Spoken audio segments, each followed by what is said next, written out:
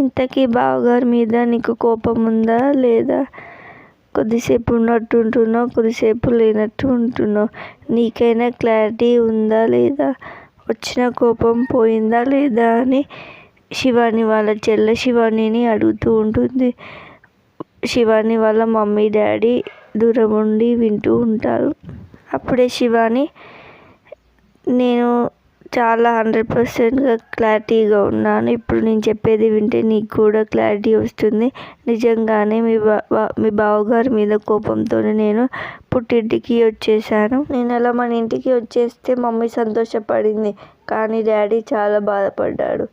కానీ డాడీ నన్ను మళ్ళీ వాళ్ళ మెట్టినింటికి వెళ్ళాలి అని చాలా ప్రయత్నించారు అని శివాని చెబుతూ వాళ్ళ డాడీ అన్న మాటలు గుర్తు చేసుకుంటూ ఉంటుంది.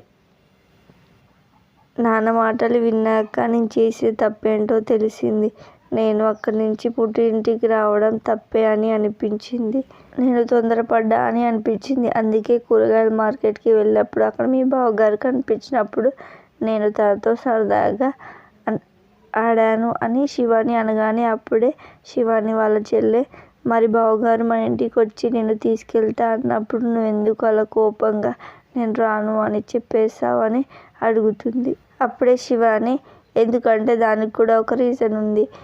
నేను అక్కడి నుంచి వచ్చేసాక మీ బావగారు నన్ను వదిలి ఒక్కరోజు కూడా ఉండగలరా లేదా అని చూశాను.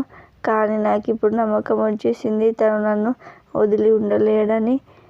అందుకే అతనికి నా మీద ఎంత ప్రేమ ఉందో నాకు అర్థమైంది.